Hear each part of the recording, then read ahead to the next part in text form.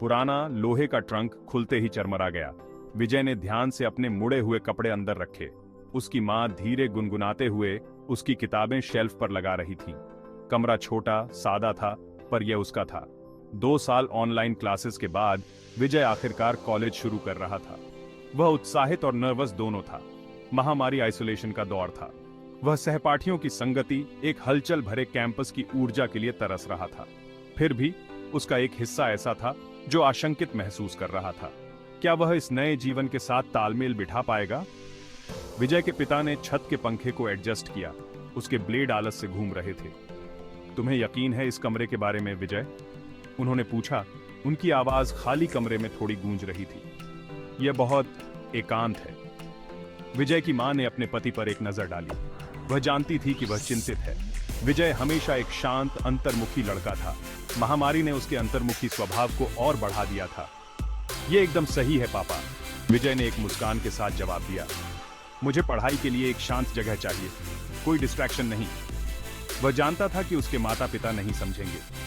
वे एकांत की उसकी आवश्यकता, एक ऐसी जगह की उसकी लालसा को नहीं समझेंगे जहां वह दुनिया से पीछे हट सके। इसलिए उसने अपने असली कारण खुद तक ही रखे। हॉस्टल एक विशाल पुरानी इमारत थी जिसमें एक फीकी भव्यता थी। ब्रिटिश राज के दौरान बनी इस इमारत में ऊंची छतें, लंबे गलियारे और उदासीन सुंदरता थी। विजय ने दूसरी मंजिल पर अपना कमरा चुना था। यह एक दालान के अंत में था, बाकी कमरों से दूर। गलियारा जो इसे ले जाता था मंद रोशनी में था। जैसे ही सूरज डूबने लगा, परछाइयां खींच रही थीं और नाच रही थीं। कमरा अपने आप में छोटा और कम से कम सुसज्जित था। एक सिंगल बेड, एक स्टडी टेबल, एक जर्जर कुर्सी और एक जंग लगी अलमायरा। खिड़की से प्राचीन पेड़ों के झुरमुट दिखाई देते थे। उनकी शाखाएं हवा में धीरे धीरे हिल रही थीं। कमरे में एक अजीब सी खामोशी थी, एक ऐसी खामोशी जो विजय पर भारी पड़ रही थी। उसने उस एहसास को दूर करने की कोशिश की। यह तो बस एक पुराना कमरा था, उसने खुद से कहा। डरने की कोई बात नहीं थी। उसने अपनी किताबों को खोला, उन्हें शेल्फ पर सावधानीपूर्वक व्यवस्थित किया। उसकी पाठ्य पुस्तकें, उपन्यास और उसके पसंदीदा कविता संग्रह की एक अच्छी तरह से पढ़ी गई प्रति। किताबें हमेशा से उसकी शरण स्थली रही हैं। दुनिया की अनिश्चितताओं से उसका पलायन। उसने अपनी उंगलियों को उनकी रीढ़ की हड्डी के साथ घुमाया, उनकी पहचान में आराम पाया। जैसे ही वह बस गया, शुरुआती बेचैनी कम होने लगी। वह अकेला था, हाँ, लेकिन वह शांति में भी था। पहले कुछ दिन बिना किसी घटना के बीत गए। विजय ने सोचा कि शायद यह नया माहौल उसे रास आ रहा है। विजय कक्षाओं में भाग लेने, पुस्तकालय में अध्ययन करने और देर रात अपने कमरे में लौटने की दिनचर्या में लग गया। उसकी दिनचर्या में एक सुकून था, एक नियमितता जो उसे पसंद आई। उन्होंने व्याख्यानों का आनंद लिया, अपने सहपाठियों के साथ एनिमेटेड चर्चा की। क्रिकेट के बारे में बात करना उसे हमेशा से अच्छा लगता था और यहाँ उसे ऐसे कई लोग मिले जो उसकी तरह ही क्रिकेट के दीवाने थे। उसे अपने सामाजिक कौशल के बारे में आशंकित होना सही था। नए लोगों से मिलना और उनके साथ घुलना मिलना उसके लिए हमेशा से चुनौतीपूर्ण रहा था।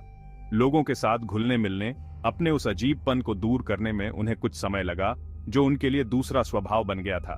लेकिन उसने खुद को धैर्य रखने के लिए कहा। लेकिन धीरे धीरे उसने दोस्त बनाना शुरू कर दिया। उसके नए दोस्त भी क्रिकेट के शौकीन थे और वे अक्सर साथ में खेलते और हंसते थे। एक रात जब विजय एक असाइनमेंट पर काम कर रहा था, तभी उसे एक फीकी सी आवाज सुनाई दी। ये आवाज उसे विचलित कर गई। ये एक धीमी दबी हुई आवाज थी, मानो कोई उसके दरवाजे के ठीक बाहर फुसफुसा रहा हो। उसने सोचा कि शायद ये उसकी कल्पना है। उसने टाइप करना बंद कर दिया, ध्यान से सुन रहा था। उसकी उंगलियां कीबोर्ड पर स्थिर हो गई। आवाज फिर आई, इस बार थोड़ी तेज। ये आवाज अब उसे और भी स्पष्ट सुनाई दे रही थी। वह उठा, उसका दिल उसकी छाती में तेज हो रहा था और धीरे धीरे दरवाजे की ओर चला गया। हर कदम के साथ उसकी धड़कन और तेज हो रही थी। वह एक पल के लिए झिझका, फिर उसे खोल दिया।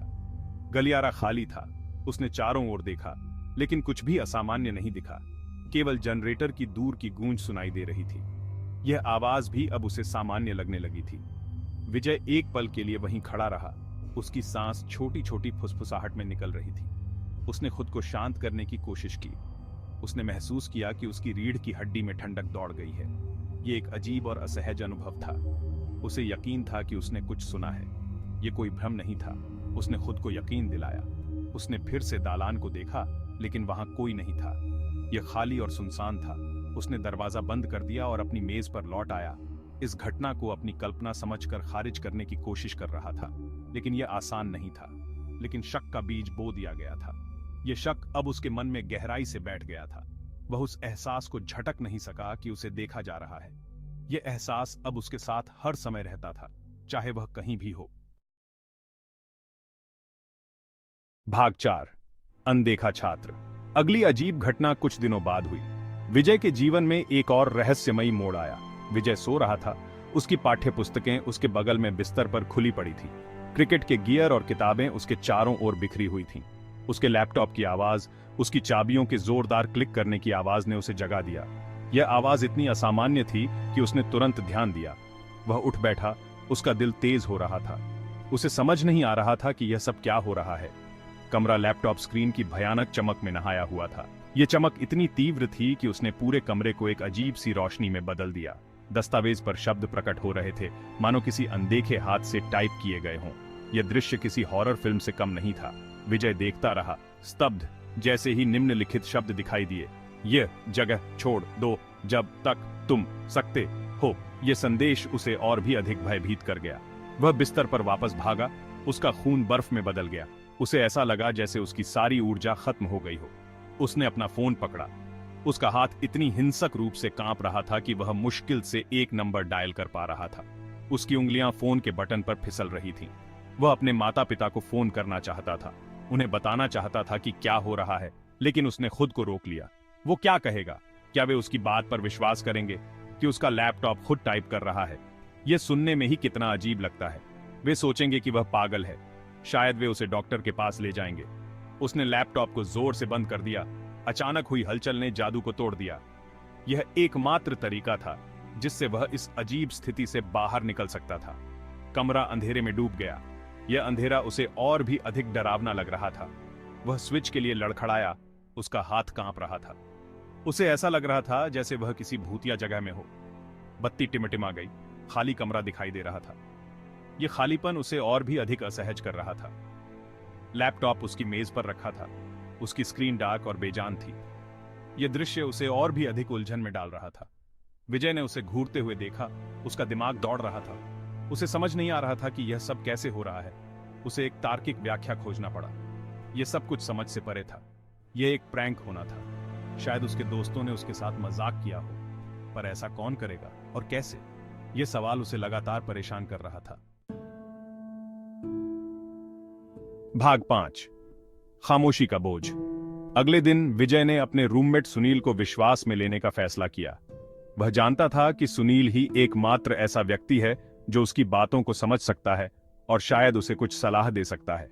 सुनील एक हंसमुख, मिलनसार साथी था, उनके छोटे से दोस्तों के समूह की जान।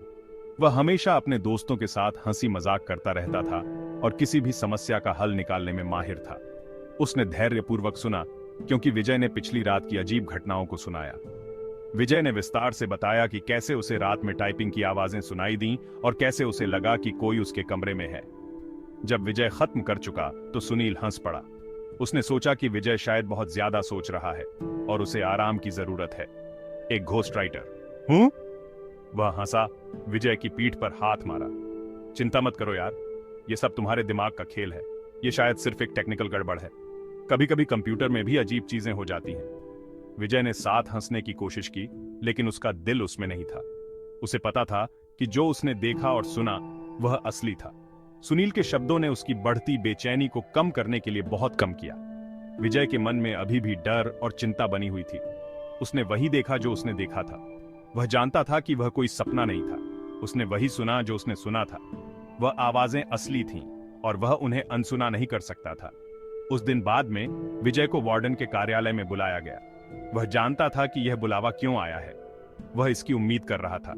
उसे पता था कि देर रात की घटनाओं के बारे में शिकायतें की गई हैं।